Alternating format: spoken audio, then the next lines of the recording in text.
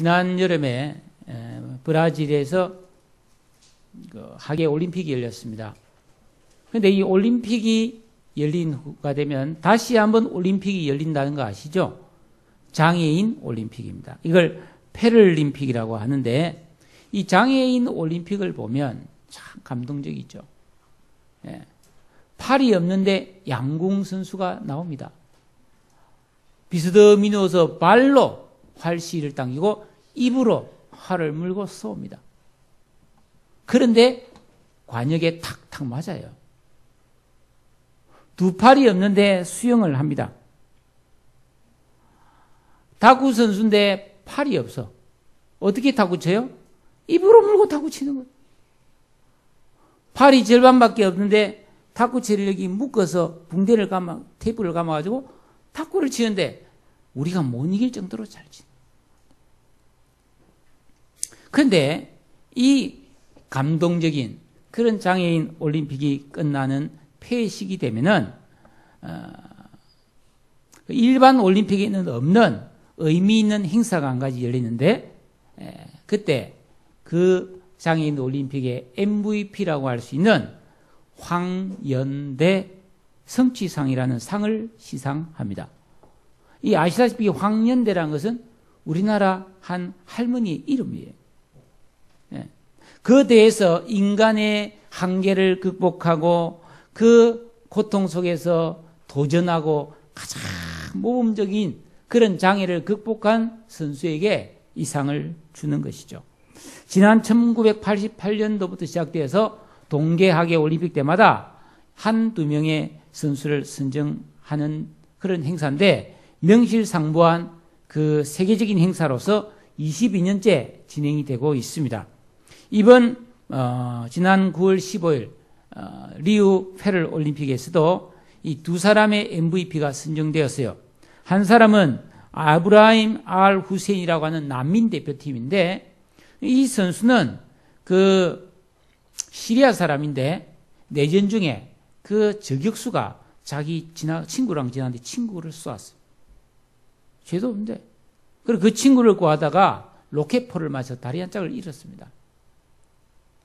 그런 그가 난민이 되어가지고 보트를 타고 탈출해서 그리스에 정착해서 운동을 해서 이번에 선수로 나가지고 그 수영 선수로 7등을 했습니다. 근데 MVP를 주는 거예요. 또 한 사람은 그 미국의 맥패던이라고 하는 육상 선수입니다. 저 휠체어 타고 한 선수인데 원래 러시아에서 태어났습니다. 근데 태어날 때부터 척추장애자로 태어났습니다. 그래서 버림받았어요. 보육원에 있다가 미국으로 입양돼 가지고 8세 때부터 체육을 했는데 이번 올림픽에서 금메달 2개와 은메달 하나를 땄습니다. 그런데 이 사람이 뛰어난 것은 단지 운동만 있는 것이 아니고 사회 각 영역에서 장애인 인권을 위해서 일하는 사람이라는 거예요. 그래서 원래 미국의 모든 법이 뭐냐면 장애인과 비장애인은 같이 운동 경기를 할 수 없다는 법이 있었는데 그것을 안 된다. 비장애인도 장애인과 같이 운동할 수 있다. 같이 경영할 수 있다고 법을 바꾸는 일을 이 사람이 해낸 거예요. 그래도 과연 저기 상을 시상하고 있는 저 할머니 우리 잘 모르죠. 우리나라 사람들이 잘 몰라요. 근데 이분이 어떤 분이냐면 3살 때 소아마비를 앓았습니다. 한쪽 다리가 거의 서지 못합니다. 그런데 이분이 그 당시 저분의 나이 지금 70대인데요. 저분이 장애인이면요. 그 당시에 얼마나 사회적인 냉대를 받고 집안에서도 부끄럽게 얘기했던 시절입니다. 그런데 그 아버지가 이 장애인 딸을 너무나 강하게 키운 거예요. 손님이 오면 일부러 손님 앞에 차를 나르게 하고 그러면서 너는 이길 수 있다고 그렇게 격려를 해줬어요. 그래서 이 사람이 1963년도에 이화여대 의대를 졸업하고 여성 장애인 최초의 의사가 되어가지고 장애인 차별 철폐와 고용 촉진을 위해서 일해 왔습니다. 세브란스 병원에서 소아 재활은 의사를 거쳐서 장애인 체육시설인 정립회관을 건립하고 1988년도에 이 시대의 여성상을 수상합니다. 그래서 그 해에 정부가 주는 상, 여러 언론단체에서 주는 여성상을 수상한 다음에 거기서 받은 모든 상금과 자기 돈을 마련해가지고 이 국제장애인 올림픽 협회에다가 기부를 했어요. 그래서 88년도에 이 상을 시상하기 시작했는데 2008년도에 베이징 올림픽 폐막식 때 공식 프로그램으로 채택되면서 황년대 성취상이 생겨났습니다. 남녀 선수 한 명에게 순금 2냥 75g으로 금메달을 수여합니다. 대단히 자랑스러운 일이죠. 우리나라 봐서도. 여러분, 어떤 한 사람이 장애를 가진다고 하는 것은 얼마나 불행한 일입니까? 그리고 평생 그 인생의 짐이 얼마나 무겁겠습니까? 본인이 스스로도 힘든데 더구나 다른 사람들로부터 차별과 냉대를 받으면 그 슬픔이 얼마나 크겠습니까? 그러다 보니까 대부분 자존감이 낮고 그러다 보니까 숨어 살고 그러다 보니까 어떤 의미 있는 일을 못한 채 부끄럽고 비참하게 살아가는 장애인이 많습니다. 그런데 이 황년대 여사는 자신의 장애를 극복했을 뿐 아니라 다른 장애인에게 용기를 주고 그들의 권익을 위해서 노력하고 그들이 운동을 통해서 뛰어난 스포츠 선수가 되도록 지원하면서 살아왔다는 겁니다. 여러분, 자신의 장애를 이겨내고 다른 장애인을 위해서 헌신한다고 하는 것은 아름다운 일이고 위대한 일이에요. 여러분, 우리도 살아가다 보면 병이 될 때가 있고 불행해질 때가 있잖아요. 그럴 때 너무 자존감이 낮아집니다. 부끄러워집니다. 사람을 피합니다. 그런데 내가 이 불행을 극복하고 나와 같은 불행을 겪은 사람을 내가 돕겠다고 생각해서 그것을 실천에 옮기는 사람은 위대한 사람이에요. 여러분, 우리 그리스도인들은 우리 자신의 슬픔, 우리 자신의 문제에 갇혀 살면 안 되고 그 슬픔과 문제를 극복하고 다른 슬퍼한 자와 그 문제를 가진 자를 도와주는 데까지 나아가는 위대한 삶을 살아야 될 줄로 믿습니다. 오늘 성경 말씀에 보면 그 어떤 사람보다 예수를 미워했던 사도 바울이 극적으로 예수를 믿은 다음에 안타까운 심정으로 자기와 똑같은 과거의 모습을 가진 동족들에게 복음을 전하려고 몸부림쳤던 모습이 나오고 있습니다. 바울은 예수를 믿기 전에 자기 모습을 가리켜 죄인 중에 죄인이다, 괴수라 그렇게 고백을 했습니다. 그랬던 바울이 예수를 믿고 죄사함을 받고 의인이 되어서 구원의 뜨거운 감격을 안고 이 글을 쓰고 있습니다. 자신이 예수님을 몰랐던 죄인이었기 때문에 다른 죄인을 위해서 인생을 헌신한 거죠. 그러면서 바울이 우리에게 던지는 메시지가 하나 있습니다. 여러분, 구원받았습니까? 구원이 좋은 겁니까? 그렇다면 그 구원은 고이 간직하는 것이 아닙니다. 그 구원은 알려야 되고 전해야 되는 것이라고 그렇게 말하고 있는 것이죠. 사도 바울은 예수님을 만난 후에 그래서 열정적인 전도자가 되었습니다. 사도 바울은 과거에 누구에게도 뒤지지 않을 정도로 잘 살아보려고 노력했던 사람입니다. 공부를 많이 했고 잘했습니다. 사회생활도 열심히 했습니다. 적극적인 성격이었고 자타가 공인하는 좋은 신분, 금수저였습니다. 로마의 시민권을 가진 엘리트요, 장래가 촉망되는 젊은 지도자였습니다. 그런데 예수님을 만나고 나서 그가 복음을 깨닫고 진리를 보게 되었을 때 지금까지 자기가 자랑스러워했고 아끼던 것들은 쓰레기와 같고 배설물과 같았다고 고백을 했어요. 왜 그렇습니까? 우리가 받은 구원, 이 복음의 진리 안에 있는 하나님의 약속들이 너무 좋았어. 너무 영광스러웠어. 너무 어마어마했어. 그렇습니다. 그래서 그는 힘을 다해서 과거에 자기처럼 예수를 믿지 못하는 동족들이 구원을 받도록 힘써 전도를 했습니다. 그런데 말이죠. 정말 지독하게 안 받아주는 거예요. 오히려 죽이려고 달려들었습니다. 바울을. 그런데 이방인들에게 복음을 전해보니까 이 이방인들, 그 외국인들이죠. 외국인들이 너무 예수를 잘 받아들이는 거예요. 눈물 철철 흘리면서 예수를 믿는 겁니다. 그래서 바울은 하나님의 뜻대로 이방인에게 전도하는 선교사가 되었지만 단 한시도 자기 동족 이스라엘 백성들이 구원을 얻는 것을 포기할 수가 없었습니다. 왜냐하면 자신도 예수를 몰랐을 때 그렇게 오해했고 불신했기 때문에. 솔직히 이 자리에서 이렇게 설교를 하고 있는 저 자신도 1989년 전까지는 믿음이 별로 없었어요. 89년 8월 달에 성령의 임재를 체험한 다음에 비로소 복음에 대해서 눈을 뜨게 되었습니다. 어린 시절부터 교회를 들락거렸지만 복음에 대해서 깨닫지를 못했습니다. 그러다 보니까 젊은 시절 청년기에 때 그 예수 안 믿는 잘 모르는 입장에서 믿는 그 형제들 청년들하고 언쟁도 많이 했어요. 교회를 다니면서도. 참 부끄러운 일이죠. 성경과 진리를 몰랐기 때문입니다. 그런데 바울은 이 유대인들이 자기가 유대인이어 봤으니까 그들이 예수를 믿지 못한 이유를 너무나 잘 알고 있었습니다. 그게 바로 2절과 3절에 있는 말씀입니다. 내가 증언하노니 그들이 하나님께 열심히 있으나 올바른 지식을 따른 것이 아니라 하나님의 의를 모르기 때문에 자기 의를 세우려고 힘써서 하나님의 의에 복종하지 않았다는 거예요. 그러니까 열심히 하나님을 믿는다고 노력하는데 방향이 잘못됐다는 겁니다. 여러분 고속도로에 올라가면은 딱 두 갈래로 나뉩니다. 전대 반대 방향이에요. 근데 내가 목적지와 다른 방향으로 딱 잡으면 열심히 달릴수록 목적지와 멀어지잖아요. 인생이 그렇습니다.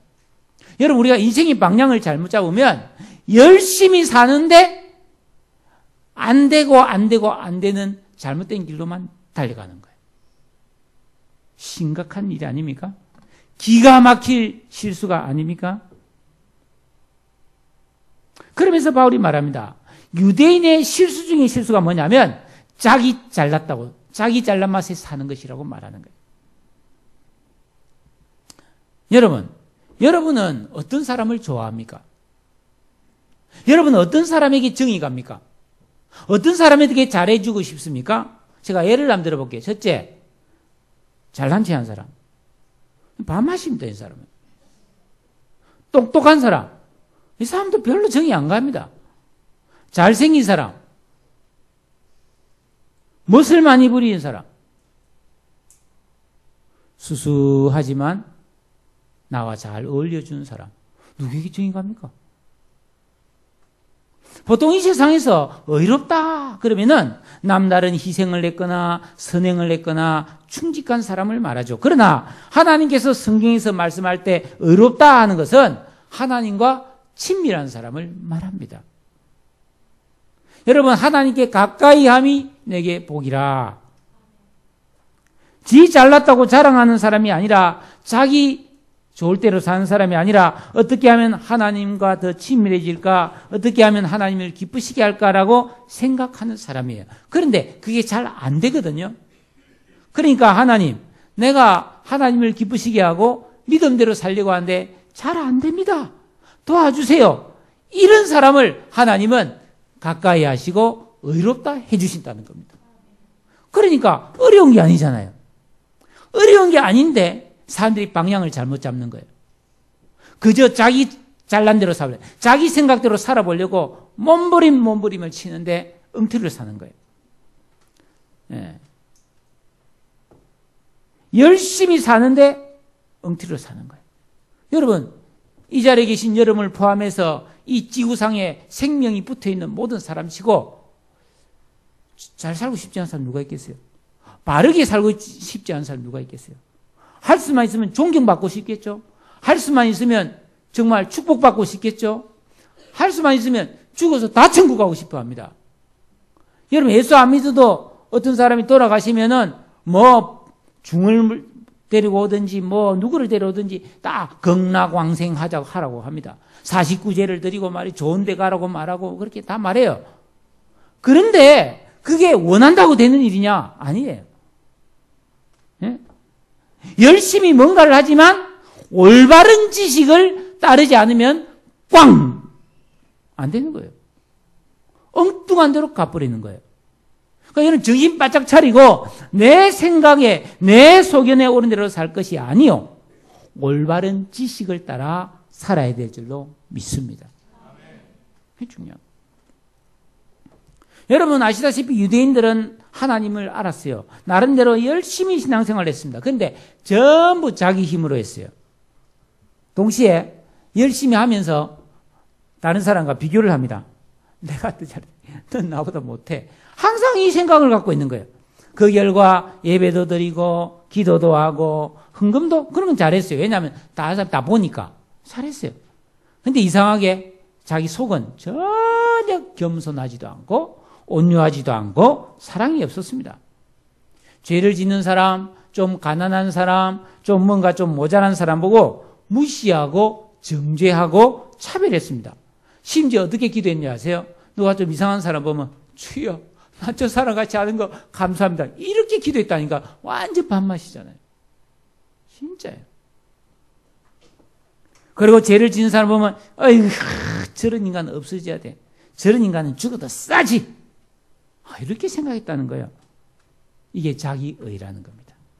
이거 하나님이 끔찍하게 싫어하는 겁니다. 우리 속에 만약에 이런 게 있다면요. 빨리 버려야 됩니다. 그건 올바르게 사는 게 아니에요. 방향을 잘못 잡은 거예요. 신앙의 가장 큰 적이 바로 이런 자기의를 자랑하는 것입니다. 여러분 모세의 율법의 5절에 보니까 율법으로 말미암는 의를 행하는 사람은 그 의로 살리라. 자기 의를 가지고 사는 사람은 율법주의자거든요. 그런데 하나님이 명령하신 모든 율법을 다 지킬 사람이 이 세상에 누가 있습니까? 없습니다. 제가 초등학교 시절에 이야기를 하나 해드리겠습니다. 제가 초등학교 시절 이전에는 그 동네에 수도가 없었어요. 그 샘물에서 물을 길어 먹든지 아니면 마을에 있는 공동수도에서 물을 동의에 받아서 이거나 지게를 지고 물을 길어다 먹었습니다. 근데 제가 초등학교 다닐 무렵에 동네에 상수도가 공급되었어요.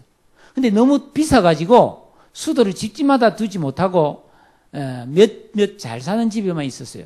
우리 집에 수도가 없었거든요. 그래서 우리 집 윗집에 좀 위에 집에 있고 저 아랫집에 수도가 있는데 아랫집에서는 그 수압이 약해서 안 올라오니까 저 위에 집에서 이제 수도를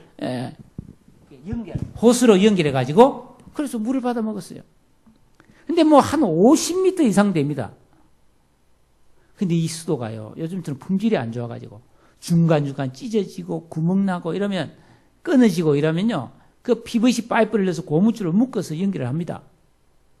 근데 지나가다 꼭 어린들이 지구든 놈들이 밟아요. 그럼 팍 터져버린다고. 그럼 물을 받고 있다가요 저를 부릅니다.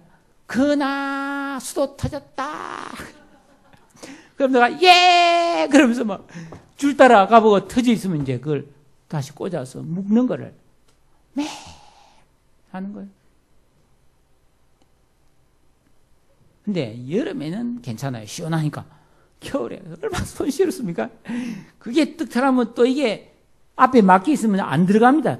물살로 팍 하면 얼굴이 푹 물이 튀어오르고 한 개 해결하면 또 터지고 말이에요. 왜냐하면 수도가 꼬여가지고 말이죠. 이 접혀져 있으면 터져버리잖아요.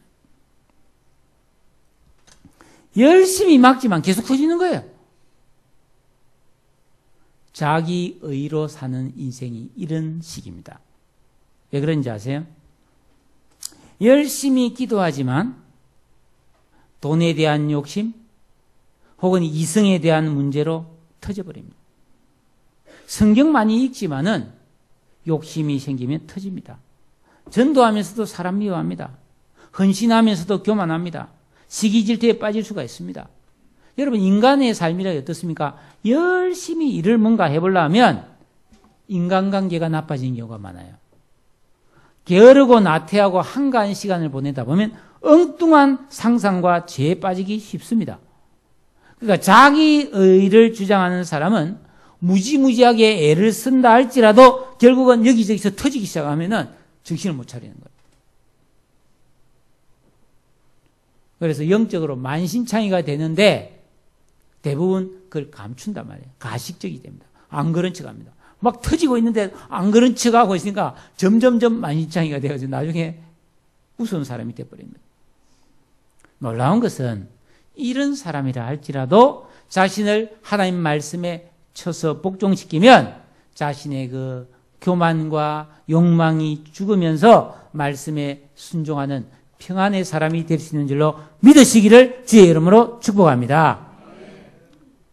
여러분, 하나님께서 우리에게 원하시는 것은 뭔가 대단한 일을 하는 것이 절대로 아니에요. 대단한 일은 예수님이 해주셨단 말이에요. 그러므로 우리는 예수님을 통해 주신 하나님 말씀을 믿어야 되는 것입니다. 하나님 말씀을 가장 소중한 것으로 받아들이는 것입니다.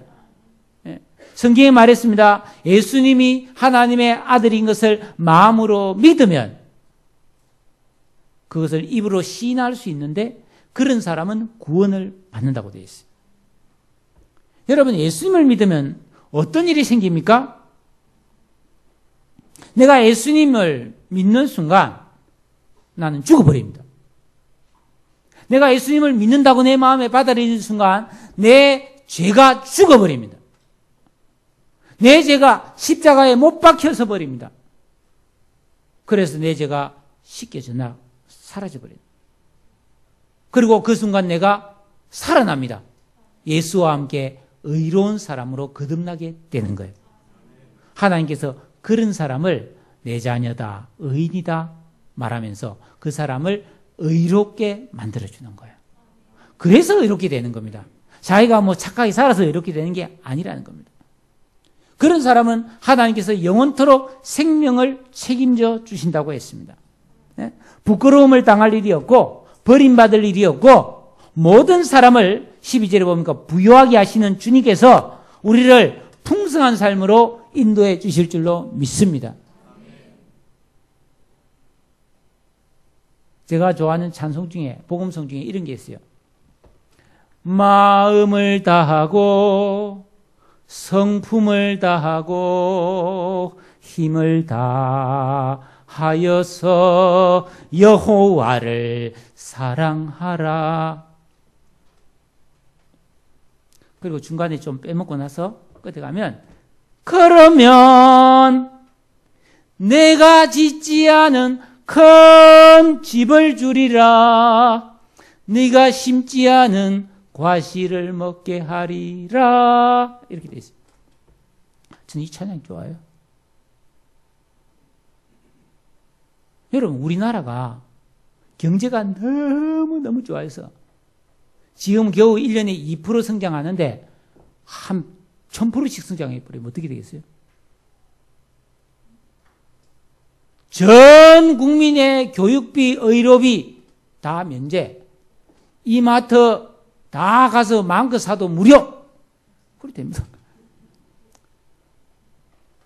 모든 가게에 가족 수대로 알맞은 아파트를 한 채씩 그져주고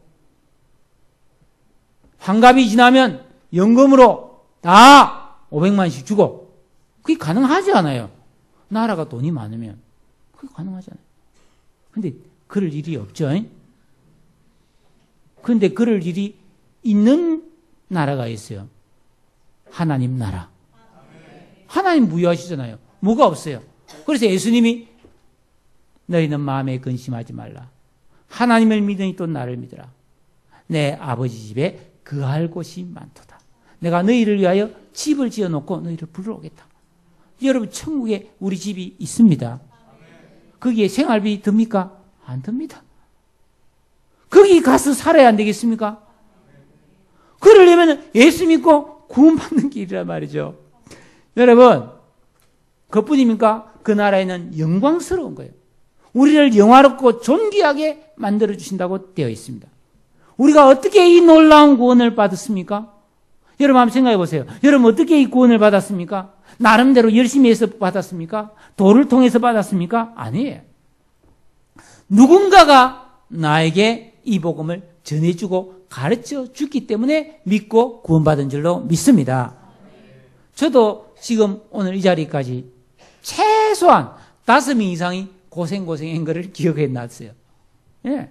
내가 중학교 다닐 때 어떤 교회 권사님이 겨울에 교회를 갔는데요.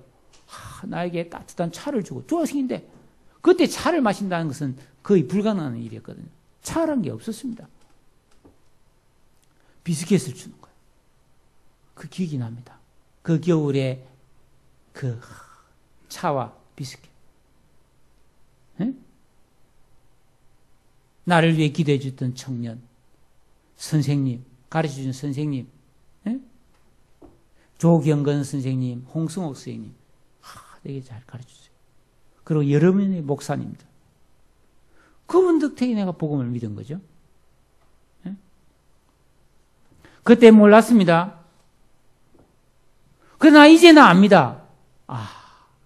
하나님의 은혜요.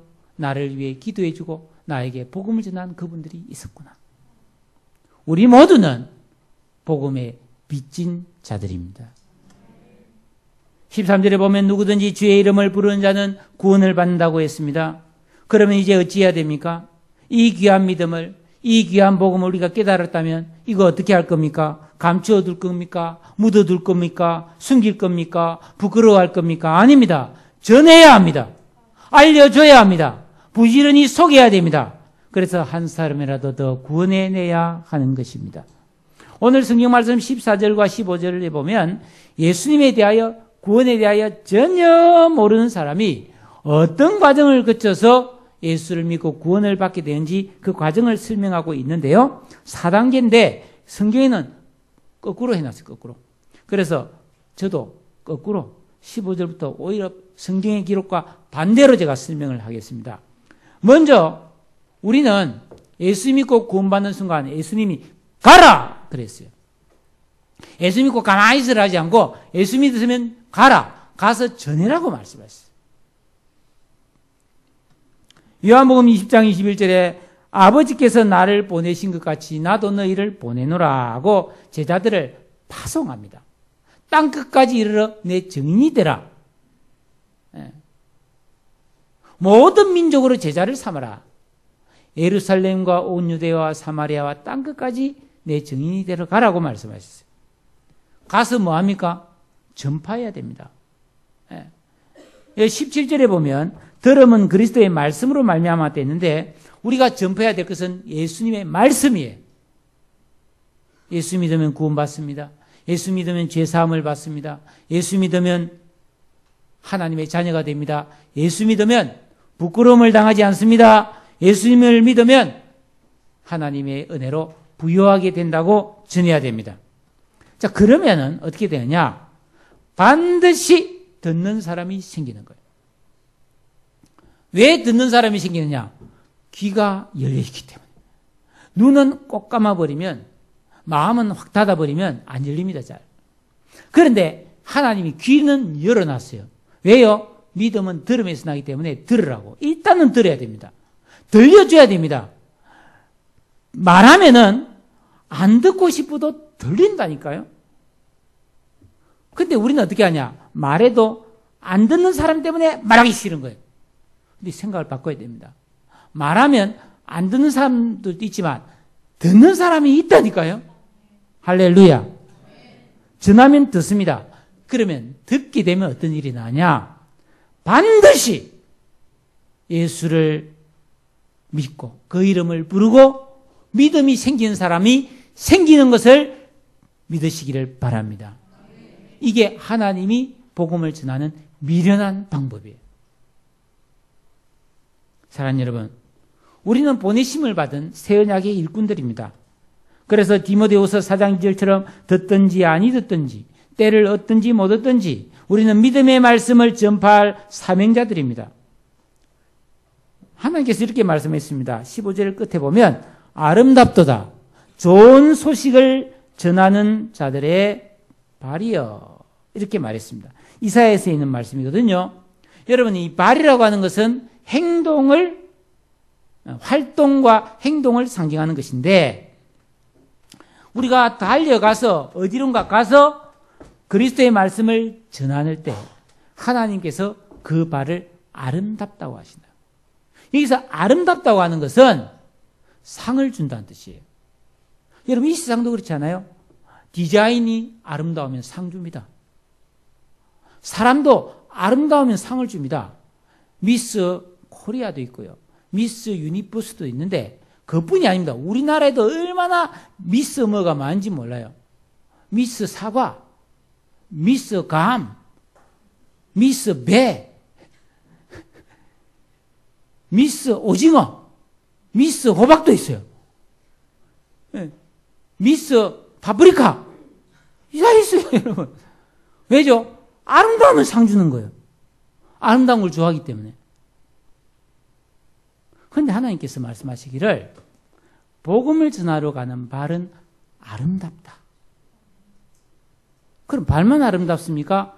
입으로 예수를 전하면 아름답도다 복음을 전하는 입이요. 손으로 복음을 전하면 어떻게 되세요? 아름답도다 좋은 소식을 전하는 손이요. 아름답도다 복음을 전하고 싶어하는 마음이요. 상 주실 줄로 믿습니다. 정말로 내가 예수를 믿었다면 그 믿음이 좋은 것이라면 숨길 수 없어요.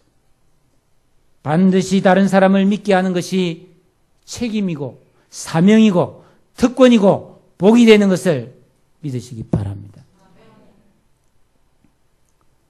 근데 문제가 있어요. 그렇게 복음을 전하려다 보면 좋은 뜻으로 전하는데 상처가 생겨요. 상처가. 힘드니까. C.S. 루이스라고 하는 유명한 기독교 작가가 쓴 사랑은 방어 자세를 푸는 것이다 라고 하는 책에 이런 말이 있습니다. 한번 들어보세요. 뭐라도 사랑하면 마음이 괴롭고 심지어 무너질 수도 있다. 절대 마음이 다치고 싶지 않다면 아무도 사랑하지 마라. 심지어 동물도 사랑하지 말아야 한다. 그렇죠? 동물을 사랑해서 아끼다 보면요, 그 동물이 죽으면 그렇게 아프다 그래요. 취미와 작은 사치들로 마음을 꽁꽁 감싸고 아무하고도 얽히지 말고 마음을 이기주의의 간속에 넣어 자물쇠로 꼭꼭 잠그고 살아라. 안전하기는 할 것이다. 하지만 어둡고 움직임도 공기도 없는 그 관 속에서 마음은 서서히 변하게 되는데 어떤 상태로 변하냐면 딱딱하게 굳어버린다는 거예요. 딱딱하게 굳어버리면 박살납니다. 부서집니다.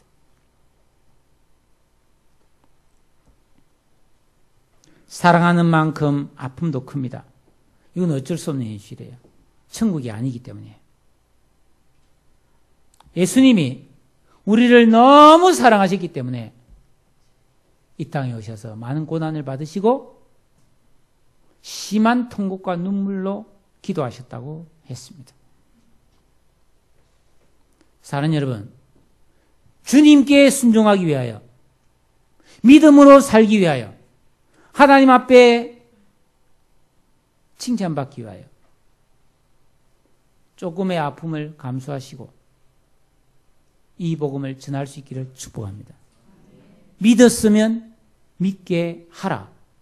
이게 오늘 성경의 메시지입니다. 오늘부터 우리 교회는 가을 해피데이 전도를 시작합니다.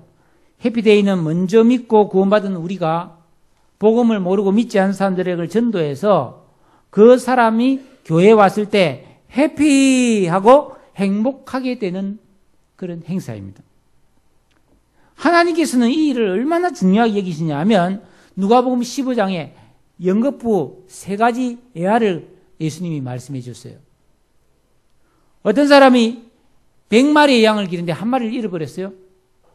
99마리 딱 제껴놓고 한 마리 찾으러 다니다가 찾으니까 막 너무 좋아서 덩실덩실 춤을 추고 잔치했다고 그랬어요. 어떤 여자분이 시집 올 때 가져온 그 동전 10개, 친정엄마가 준 동전 10개를 갖고 있다가 동전 하나를 잃어버렸어요. 하루 종일 막 집안을 쓸고 닦고 막 찾는다고 막 장롱 밑에 뒤지고 하다가 찾았어요. 너무 기뻐가지고요. 막 큰 잔치를 베풀었어요. 또 하나는 잘 아는 집 나간 아들이죠. 잃어버린 아들이 돌아왔어. 너무 행복해서 소를 잡고 잔치하지 않습니까?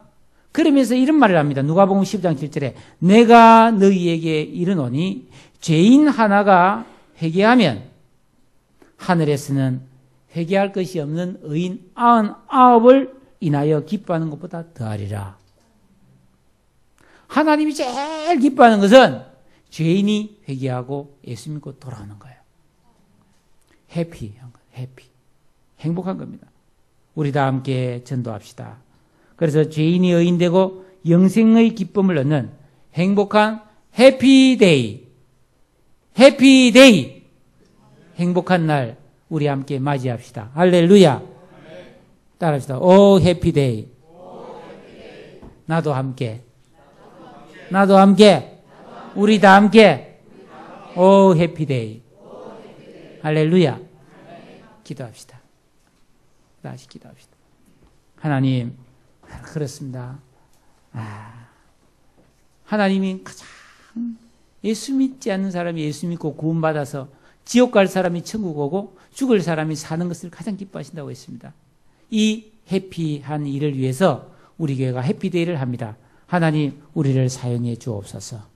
우리를 통해 하나님이 기뻐하시고 우리도 기뻐하게 하옵소서. 다 같이 한번 동성으로 기도합니다. 사랑과 자비